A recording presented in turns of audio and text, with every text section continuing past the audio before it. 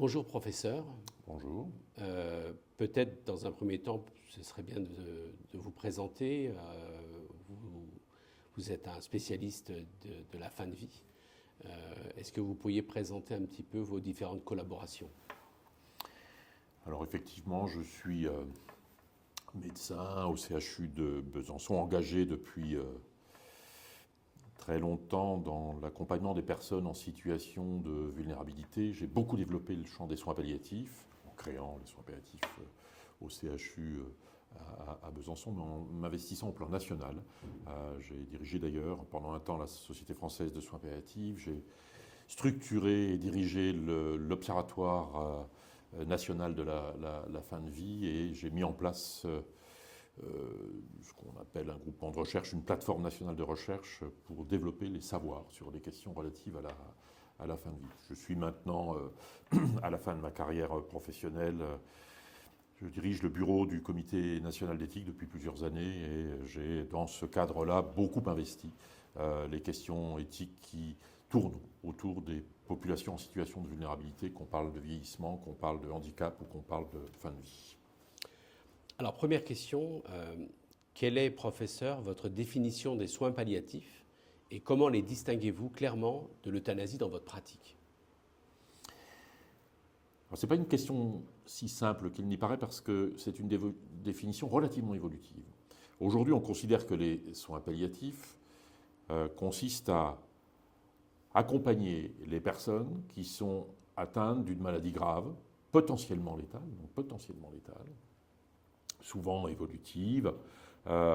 Et l'idée, c'est de contribuer, au-delà des traitements spécifiques qui peuvent être donnés à des personnes atteintes d'un cancer, atteintes d'une maladie neuroévolutive, atteintes d'une maladie infectieuse, comme le sida par exemple, de donner à ces personnes les moyens d'une qualité de vie, voire à ces personnes de trouver un sens à leur existence quand elle est marquée par les affres de la souffrance, de la difficulté à vivre. C'est donc une part de la médecine qui est très centrée sur la qualité de vie, le traitement de la douleur, l'accompagnement de la personne dans sa souffrance existentielle, sens de l'existence, l'accompagnement des proches, voire l'accompagnement des proches après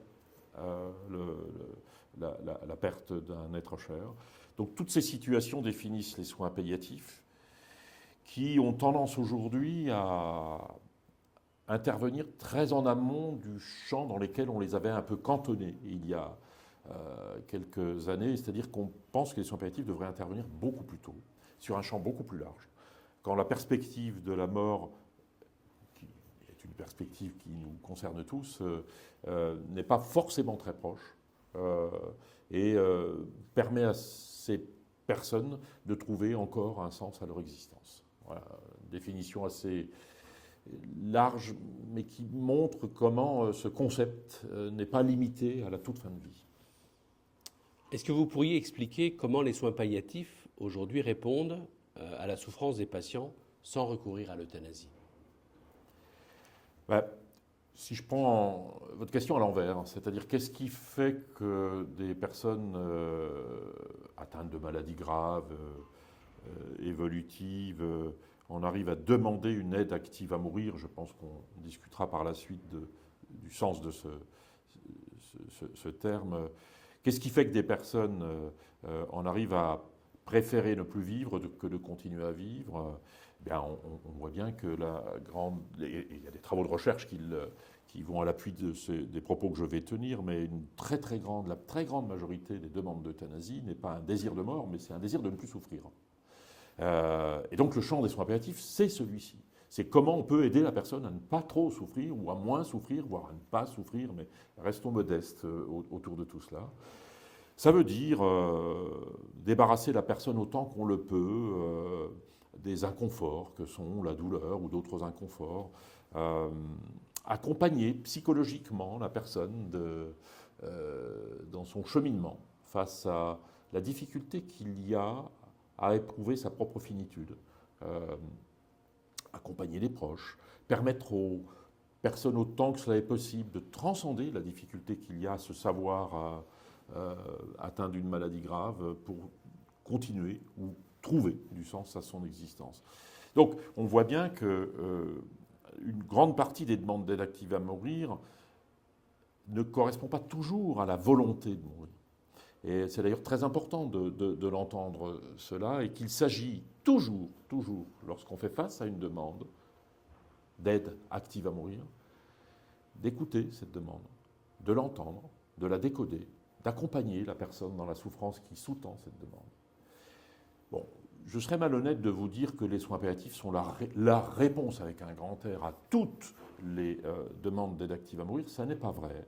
Et ça n'est pas vrai d'autant plus que, et ça a été un enjeu d'un des avis du Comité national d'éthique, l'avis 139 que j'ai coordonné avec Alain Claes d'ailleurs il y a 2 ans, on voit bien aujourd'hui que corrélativement au progrès évident de la médecine, je propose qu'on ne discute pas les progrès de la médecine, dont nombreux sont ceux qui en bénéficient, mais corrélativement à ces progrès, on voit bien que les avancées techniques et scientifiques de la médecine produisent de l'augmentation de l'espérance de vie avec la maladie, avec le handicap, avec la perte de l'autonomie. Et qu'on est en train de créer finalement de façon paradigmatique de nouvelles situations de fin de vie, plus longues que celles que nous connaissions dans le passé. On peut vivre avec une maladie qui ne va pas guérir. On peut vivre longtemps avec une maladie qui est freinée. Et si on regarde un peu les perspectives, on voit bien que ce qui est arrivé pour le cancer va probablement se développer aussi dans le champ des maladies neuroévolutives, qu'on va ralentir la vitesse d'évolution de certaines maladies neuroévolutives dont je rappelle qu'elles sont une succession de pertes pour les personnes et qu'à un certain niveau, certaines pertes apparaissent pour certaines personnes insupportables. Il ne s'agit pas de généraliser, de mettre des normes, mais on ne peut pas nier le fait qu'il y a aujourd'hui, rarement, exceptionnellement même, mon expérience clinique m'amène à parler de situations exceptionnelles, mais d'authentique volonté de ne plus vivre quand la vie n'est plus que souffrance pour certaines personnes. Donc il y a une espèce de devoir à la fois de développer les soins palliatifs tels que je les ai définis et à la fois de réfléchir à une évolution éventuelle du droit qui serait très encadré, très limité, pour répondre à ces situations très rares et voire exceptionnelles. Et dans votre expérience, comment les discussions autour de l'euthanasie influencent-elles la perception des soins palliatifs par les patients et leurs familles? Alors, il y a longtemps eu, il y a encore, à mon avis, une espèce de confusion dans la perception qu'ont certaines personnes, certains publics de ce que sont les soins palliatifs. J'ai rencontré de nombreuses personnes qui assimilent soins palliatifs et euthanasie d'ailleurs. Je crois qu'il y a un travail, pour être très clair, ce qu'on vient de faire et d'échanger, c'est-à-dire définir les termes, définir le sens dont ils sont porteurs. C'est un travail pédagogique qu'il faut faire avec les personnes, les patients, les familles, le grand public. De quoi parle-t-on lorsque l'on parle de soins palliatifs ? De quoi parle-t-on lorsque l'on parle d'aide active à mourir, selon qu'on parle d'assistance au suicide, d'euthanasie? Tout cela permet, à mon avis, de clarifier un petit peu et le sens des mots et le sens de l'action qu'on met derrière ce terme, par exemple, de soins palliatifs. On ne peut pas imaginer, en tout cas c'est mon opinion, qu'on accède à une demande d'aide active à mourir sans avoir analysé cette demande, sans avoir accompagné la personne, sans avoir mis en place des soins palliatifs. De mon point de vue, c'est au terme de ces démarches qui m'apparaissent une nécessité, un devoir solidaire vis-à-vis des personnes, que l'on peut entendre, voir certaines demandes, voire faire évoluer le droit dans ces conditions. En tout cas, ce que je vous dis là est la position que le Comité national d'éthique a développée dans son avis 139 en 2022, avis qui a engendré, déclenché en quelque sorte le débat public sur ces questions-là. Le CCNE pointait le fait que les questions relatives à la fin de vie ne se posent plus aujourd'hui dans les termes tout à fait similaires à la façon dont elles se posaient il y a quelques années, du fait même des avancées de la médecine. Très bien.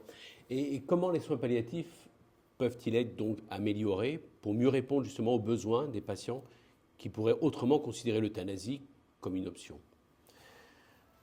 Alors c'est tout l'enjeu de ce que nous sommes en train de structurer, qu'on appelle la stratégie décennale des soins d'accompagnement et des soins palliatifs.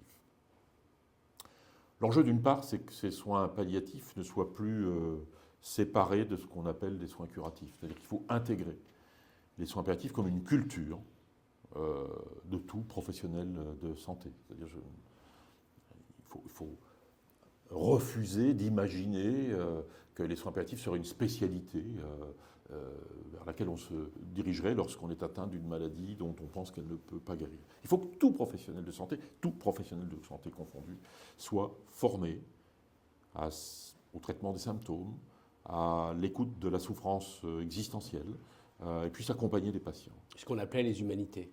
Ce qu'on appelait les humanités qui ont disparu de la formation au profit de la technique et de la science. Et donc, vous touchez du doigt le levier, à mon avis, principal de l'évolution des soins palliatifs, c'est la formation, c'est l'enseignement et c'est la recherche qui permet, elle, de comprendre, connaître et découvrir des moyens d'aider les personnes. Mais on voit bien aussi que notre société, en 20, 30, 40 ans, s'est quand même tournée vers la médecine pour cette question de la fin de la vie. Elle s'est en quelque sorte un peu délestée du poids de ce que représentait le devoir d'accompagnement socio-familial qu'on a connu pour les moins jeunes d'entre nous. Et s'est tournée vers la médecine dans l'idée, qui est une utopie, que la médecine pourrait empêcher finalement la mort d'advenir. Il faut donc aussi, quand on réfléchit à ce que doivent être le développement des soins palliatifs, à cette nécessité de développer ou de réinstituer une forme de solidarité vis-à-vis des personnes en situation de fin de vie. Une grande partie des fins de vie ne nécessite pas une médicalisation importante. Ça ne veut pas dire qu'il ne faut pas développer des unités de soins palliatifs qui sont des unités de recours, qu'il ne faut pas développer des compétences qui sont portées par les équipes mobiles de soins palliatifs. Mais dans cette stratégie que nous sommes en train d'élaborer avec le professeur Franck Chauvin, qui est en charge de cette question, nous avons développé le concept même de maison d'accompagnement, c'est-à-dire de maison où finalement l'enjeu, c'est pas tant la médecine que le devoir de ne pas laisser seules des personnes qui sont en situation de confrontation avec leur propre finitude. Ce sont des structures qui vont se développer dans les 10 ans qui viennent de façon importante, me semble-t-il, en tout cas je l'espère, et qui permettent d'offrir une aide aux personnes, un accompagnement, un soutien, et puis un soutien aux proches. Parce qu'à mesure que la médecine fabrique des situations nouvelles de fin de vie, longues, complexes, elle engendre une charge pour les proches qui est parfois difficile à assumer dans le temps. Et donc il faut aider les proches, c'est l'aide aux aidants, il faut leur offrir du répit, c'est un peu un des enjeux de ces structures également. Donc vous voyez là deux axes, à mon avis, essentiels dans l'avenir, les maisons d'accompagnement, le renforcement des soins palliatifs, mais leur diffusion dans l'ensemble du champ de la santé et de la médecine, et puis le développement de la formation, le développement de la recherche. Seul ce levier de la formation et de la recherche est un levier essentiel pour permettre une amélioration dans le champ de l'accompagnement, dans le champ du rapport de notre société avec cette question de la finitude. Tout s'est passé comme si on voulait faire mourir la mort, en quelque sorte, hein, dans nos sociétés. Et force est de constater qu'on ne peut pas y arriver. C'est un autre sujet, mais je pense qu'il y a lieu de travailler sur la finitude humaine pour trouver du sens à ce que vivre veut dire. Alors, il y a justement sur l'île de la Réunion une personne qui s'appelle Nathalie Firmini qui travaille sur l'idée de transposer l'idée de la doula, qui sont ces femmes, souvent des femmes d'ailleurs, qui aident les femmes à accoucher ou à mettre au monde, et elle propose de former des gens qui sont, non pas des gens qui vont aider à mourir, parce que c'est un peu présomptueux, mais aider à vivre jusqu'au bout. Est-ce que vous trouvez que cette idée est intéressante? Oui, je connais cette expérience et ce concept-là, mais moi, il y a un champ énorme de changement de culture vis-à-vis de cette question, qui est représenté par ce que vous dites là. C'est-à-dire qu'il faut faire en sorte que la fin de la vie, ça soit de la vie.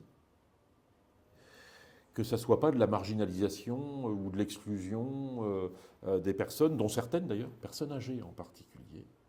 Depuis longtemps, on nous alerte en disant, elles ne le disent pas comme ça, mais en signifiant qu'elles éprouvent un sentiment d'indignité dans une société qui trouve finalement que la vieillesse, quand elle est compliquée, est un problème. C'est une espèce de réification de la personne qui est inacceptable dans une société solidaire. Et du coup, c'est l'idée de développer des nouvelles formes d'accompagnement. Celle que vous évoquez peut en être une, mais plus globalement, je fais partie de ceux qui pensent que c'est dès l'école, que l'on devrait parler de la question de la finitude humaine et du devoir de solidarité vis-à-vis de tout cela. Et je crois réellement que lorsqu'on sera capable d'aborder la question de la mort dès l'école, ça veut dire qu'on apprivoisera, sans jamais arriver à son terme, mais on apprivoisera probablement l'angoisse que suscite la réflexion sur la mort, angoisse qui est liée au fait que la mort ne peut pas être une expérience. Par définition, personne n'en revient. Et l'absence d'expérience génère l'angoisse. Et l'angoisse, un remède ou un palliatif à l'angoisse, c'est la parole. Parler de ce que l'on sait devoir advenir n'empêche pas que cela advienne, mais permet d'apprivoiser l'angoisse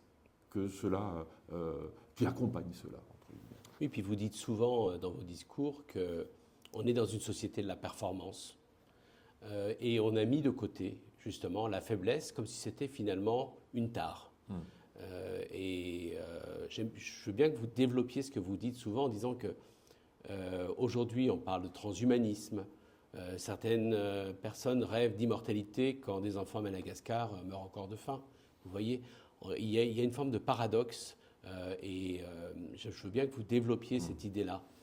Ouais, c'est une espèce de paradoxe, mais qui est plus, à mon avis, l'expression d'un déni collectif de la finitude, ce à quoi vous faites référence, le transhumanisme, la recherche d'une forme d'immortalité qui serait un drame pour nos sociétés, qui sont déjà, au plan mondial, on est déjà en surnombre. Je me permets de rappeler la question de l'accès à la nourriture, par exemple. Puis on sait très bien ce que c'est qu'une cellule qui veut devenir immortelle. Voilà. Ça s'appelle ? Ça s'appelle un cancer. Mais globalement, je pense qu'on caresse là une idée ancestrale de l'immortalité. Et en réalité, nos sociétés contemporaines, marquées par une forme de libéralisme débridé, valorisent plus que la performance, la rentabilité souvent, elles éloignent l'homme de la sagesse. La sagesse, c'est de savoir qu'on est mortel. Savoir qu'on est mortel et intégrer cela, c'est chercher, si ce n'est trouver, un sens à son existence, ici, maintenant. Et c'est finalement peut-être éviter toutes ces tensions qui existent dans une société où finalement on s'anime beaucoup pour ce qui n'est pas essentiel, voire on s'oppose, voire on est en guerre. On oublie probablement que la condition humaine, c'est une condition de mortel, que la condition de l'homme, c'est d'être un individu vulnérable, réel ou potentiel, et que la condition pour que nos sociétés survivent, c'est les solidarités vis-à-vis des personnes en situation de vulnérabilité. Ça vaut pour les personnes âgées, ça vaut pour les personnes handicapées, ça vaut pour les personnes atteintes de maladies graves, ça vaut pour des personnes qui souffrent de pathologies qu'on pourrait qualifier de psychiatriques pour certaines d'entre elles, mais en tout cas qui les mettent en difficulté dans le lien social autour de ça. La solidarité est probablement le ciment de l'avenir de nos sociétés, mais pour faire solidarité, il faut avoir conscience de notre vulnérabilité. Avoir conscience de notre vulnérabilité, c'est être effectivement empreint, marqué par cette notion de notre finitude. Et est-ce que vous voyez dans le déclin aujourd'hui des religions et de la spiritualité une des causes aussi de ce refus de la mort? Probablement que c'est une des raisons de cette évolution de nos sociétés qui vient s'ajouter à ce que je vous disais tout à l'heure, c'est-à-dire que nos sociétés survalorisent la notion de performance au sens de la rentabilité, parce que la performance humaine, c'est le vieillissement pour moi. C'est une autre question. Les religions sont, de mon point de vue, ont toujours été une tentative d'apprivoiser aussi l'angoisse de la mort. Mais la philosophie a cette fonction, me semble-t-il. Oui, dans la sotériologie, par exemple. Tout à fait. La philosophie, c'est... Je parle d'une philosophie simple, ordinaire, intégrée, savoir questionner le sens de son existence est quelque chose, à mon avis, qu'il faudrait introduire là aussi très précocement dans l'éducation. L'école de la sagesse, ou l'école de l'humilité, je ne sais pas comment le nommer, c'est de penser la question des limites, les limites de la vie, les limites du savoir, nos propres limites, les limites de l'acceptable, et penser les solidarités pour appréhender cette question des limites. Oui, c'est très intéressant, et on est dans un monde où l'hubris a pris une telle part que la mort, qui est le contraire finalement de l'hubris, qui nous ramène à notre statut enfin, de mortel et à cette notion d'humilité. C'est effectivement quelque chose de passionnant. Dernière question que j'aimerais vous poser, c'est quels sont aujourd'hui les principaux défis éthiques que vous rencontrez dans votre pratique des soins palliatifs, notamment en relation avec les démarches d'euthanasie? Le débat en cours depuis plus d'un an ou deux dans notre société, avec en particulier un événement que j'ai trouvé très intéressant, c'est la Convention citoyenne sur la fin de vie, où j'ai trouvé que on montrait au travers de ce processus qui a été la Convention citoyenne que des citoyens non spécifiquement formés ou informés sur ces questions pouvaient acquérir des connaissances, un savoir, investir la notion du doute autour de tout cela, rendre un avis sur la fin de vie qui est un avis pluriel. J'ai trouvé ça assez intéressant, c'est-à-dire que c'est pas on est pour ou on est contre une évolution du droit. On est tous d'accord sur la nécessité de développer les soins d'accompagnement, les soins palliatifs. Tout le monde l'a dit. Et puis on est partagé sur la question de l'aide active à mourir. Moi, ce qui m'a impressionné, c'est aussi comment dans ce débat public, les nuances intervenaient enfin. Les nuances, par exemple, dans les aides actives à mourir. Les nuances entre la question de l'assistance au suicide et celle de l'euthanasie. Les termes sont probablement pas très bons parce qu'ils peuvent avoir une résonance parfois qui est assez négative ou qui détourne de leur sens, mais je les maintiens pour l'instant parce que je trouve qu'on peut faire référence à d'autres pays, d'autres cultures qui ont investi ces questions-là. Mais, par exemple, au CCLE, mais les membres de la Convention citoyenne, et j'espère demain les parlementaires, vont bien distinguer tout ce qu'il y a derrière tout cela. L'assistance au suicide, pour moi, et je me réfère beaucoup à l'expérience d'un État des États-Unis, l'État de l'Oregon. Il y a 10 États, je crois, des États-Unis qui ont maintenant dépénalisé l'assistance au suicide. Ça consiste à permettre, dans des situations qui sont quand même tout à fait délimitées, être atteint d'une maladie grave, avoir une espérance de vie au moins de 6 mois, même si tout cela est discutable, présenter une souffrance réfractaire, permettre l'accès à la personne à un produit létal qu'elle peut ou pas aller chercher, qu'elle peut ou pas absorber ou s'administrer. Intéressant de regarder ce qui se passe. Les chiffres que produit l'État de l'Oregon depuis 1997 montrent qu'un tiers à la moitié des personnes qui rentrent dans le cadre de cette loi, un tiers ou un quart des patients qui ont donc demandé l'accès au produit ne vont pas chercher le produit. Un tiers de ceux qui vont le chercher ne l'absorbent pas. C'est assez intéressant. Et ça vient illustrer l'idée qu'il ne faut pas préjuger de la volonté de quelqu'un et qu'il peut exister ou perdurer une forme d'ambivalence ultime autour de tout cela. Ambivalence à respecter et qui ne l'est pas lorsque c'est un tiers qui administre le produit, me semble-t-il. C'est le cadre de l'euthanasie. Je ne porte pas de jugement sur tel ou tel choix, mais j'essaie d'analyser tout cela. Et ce respect de l'ambivalence ultime, c'est le respect de la vie, mais le respect aussi de la volonté de la personne.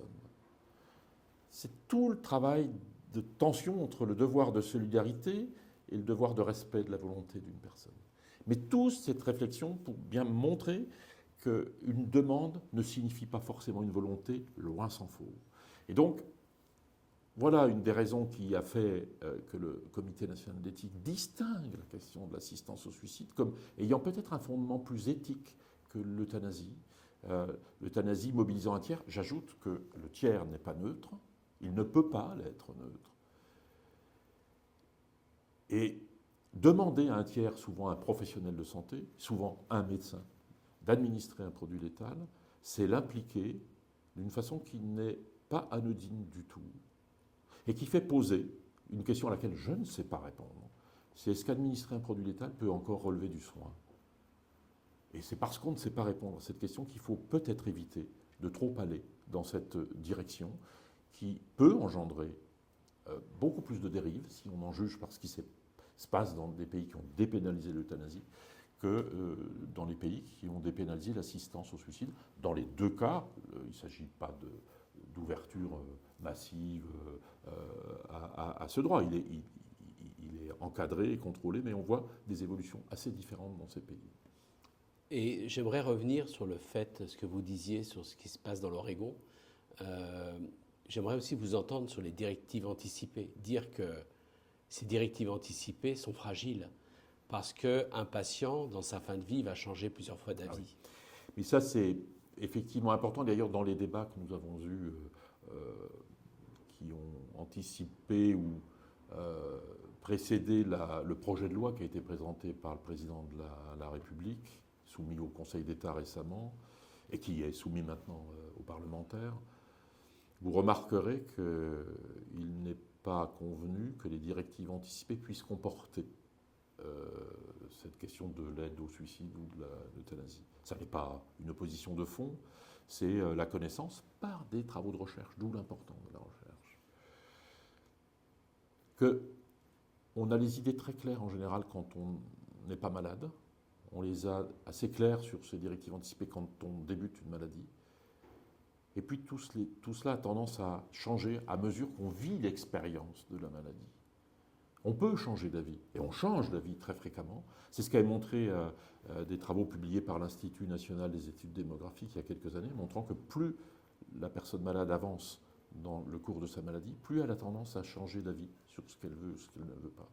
Quelle serait la valeur d'une directive anticipée de quelqu'un qui, par exemple, entrant dans une maladie de type Alzheimer, avec une détérioration cognitive, dirait au moment où il entre dans la maladie, je ne veux pas avoir cette maladie.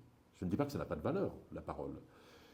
Mais fort de l'expérience de ceux qui continuent à exprimer un avis en avançant dans la maladie, et fort de cette connaissance des changements d'avis fréquents des personnes, je pense qu'il faut se méfier, non pas des directives anticipées, elles ont une valeur, elles ont un sens, mais de la valeur absolue qu'elles pourraient avoir. Donc, je pense que c'est pour ça aussi que, d'ailleurs, dans de nombreux pays qui ont dépénalisé l'aide active à mourir, ça repose sur une demande récente et réitérée, et pas une demande ancienne qui, certes, aurait été écrite, mais qui ne pourrait pas être confirmée. Quelle est votre position dans les maladies neuro-évolutives chez des patients qui ont des troubles cognitifs importants, qui ne peuvent pas se prononcer sur leur désir de fin de vie ou pas de fin de vie? J'ai vu récemment une étude qui montrait que, je ne sais pas, c'était 6% de patients avaient eu recours enfin, à une fin de vie médicalisée, enfin avec une aide à la fin de vie, sans l'avoir désiré. Vous voyez ? Donc, comment faire pour se protéger de la décision d'autrui qui vont décider à la place de la personne? Mais c'est pour ça que peut-être le droit est important. Ne serait-ce que pour rappeler qu'on ne peut pas intervenir sur la vie humaine sans qu'il y ait une demande. Parce que c'est bien de ça qu'il s'agit lorsqu'on parle d'aide active à mourir, que l'on parle d'euthanasie ou que l'on parle d'assistance au suicide. Il s'agit bien de rendre possible l'administration d'un produit létal qui fait mourir. Il faut appeler un chat un chat.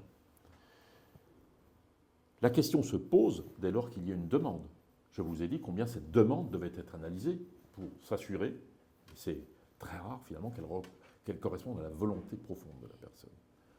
Mais alors, si l'on accédait à l'idée d'administrer un produit létal à quelqu'un qui ne le demande pas, réellement, je pense qu'on serait dans le passage du Rubicon, littéralement.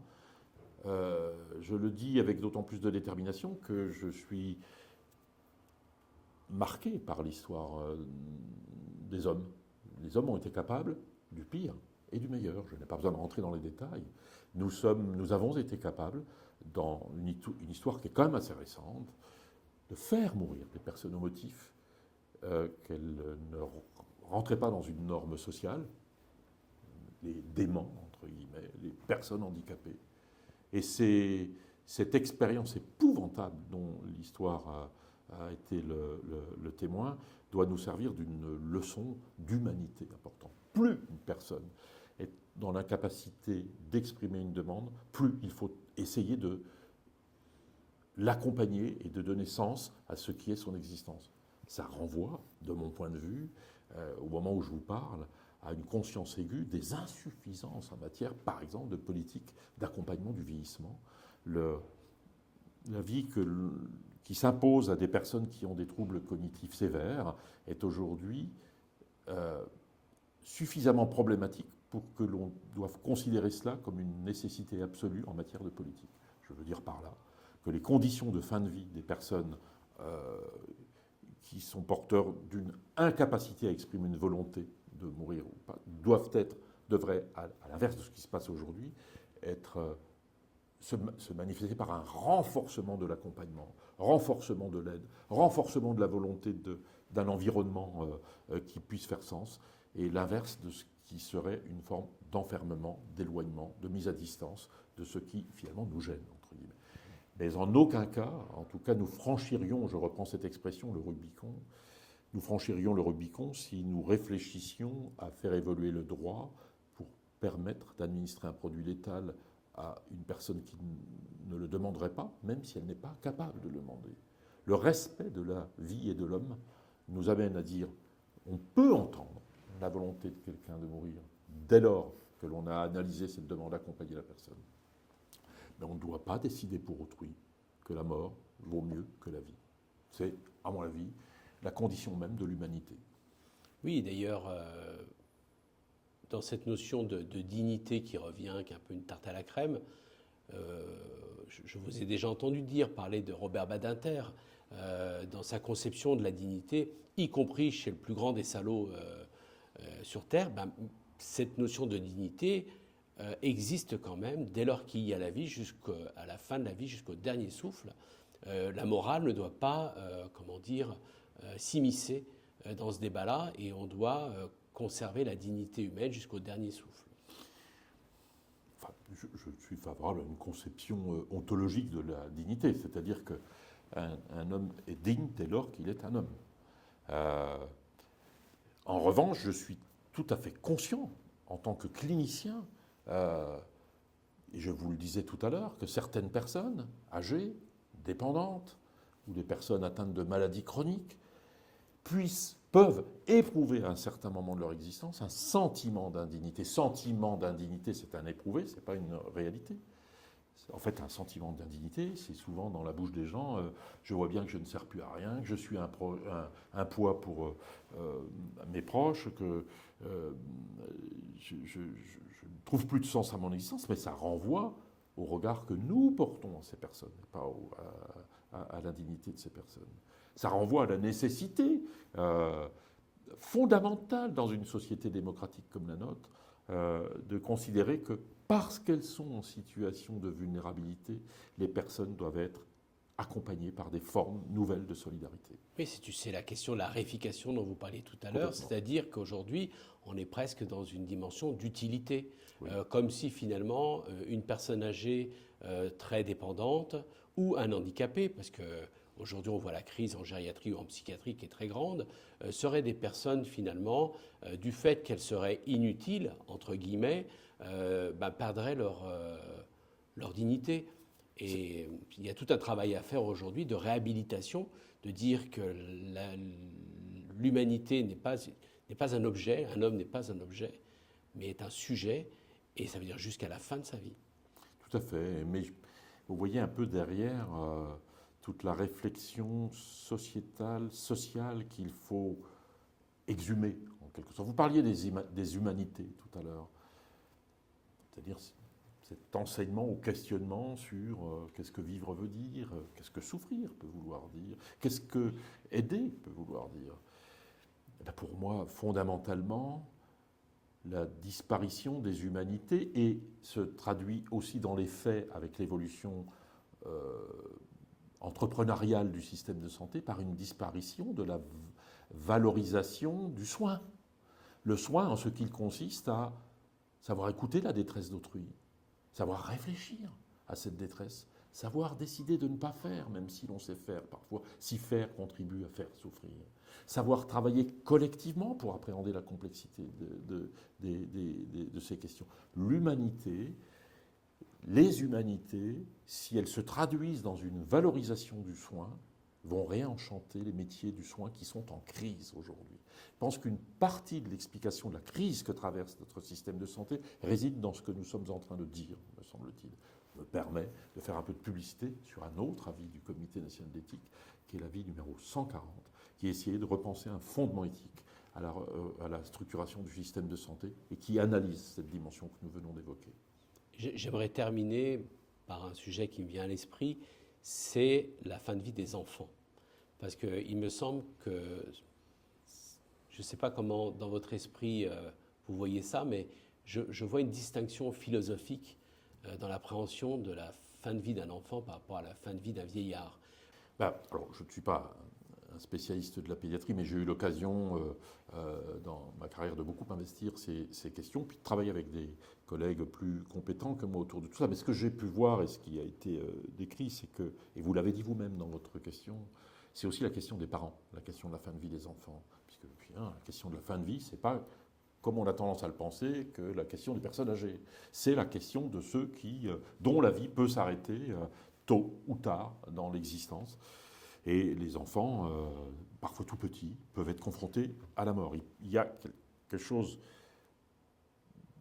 d'une contradiction intrinsèque au fait d'associer éventuellement la mort au début de la vie. Mais c'est une réalité. Et cette contradiction, elle peut être perçue ou traduite chez les parents comme quelque chose d'un sentiment d'injustice. Pourquoi eux ? Pourquoi leur enfant ? Entre guillemets. Dans l'expérience que j'ai, mais ça a été vraiment travaillé par des psychologues de l'enfant, on voit bien que finalement l'enfant atteint d'une maladie incurable souffre peut-être moins de la confrontation à la question de la finitude que de la peine qu'il fait à ses parents. Qu'est-ce que c'est dur pour un enfant de voir qu'il contribue peut-être à une altération de sa santé du fait de sa maladie, mais qu'il contribue à faire de la peine à ses parents.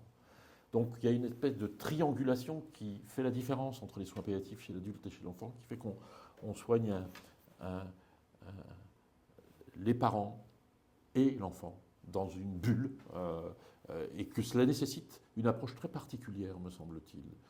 Que ce sentiment étrange de culpabilité que peuvent éprouver des parents d'avoir fait un enfant malade, entre guillemets, ça puisse être travaillé, que le deuil de l'enfant puisse être suivi d'une façon très particulière, parce qu'il engendre un questionnement abyssal, et que finalement on fasse émerger une spécificité des soins palliatifs pédiatriques. C'est ce qu'on a fait depuis quelques années, en créant d'ailleurs des équipes ressources dans chaque région pour les soins palliatifs pédiatriques, et c'est ce que la stratégie qui est en cours d'élaboration prévoit de renforcer, parce qu'il y a là quelque chose qui vient encore compliquer la question de l'accompagnement et des soins palliatifs. En tout cas, merci pour ce partage. Ça viendra nourrir le débat et je crois que c'est très important qu'on prenne le temps de discuter, qu'on prenne le temps avant de prendre des décisions, parce que c'est un sujet essentiel. Donc merci d'avoir donné un petit peu de votre temps. Merci à vous.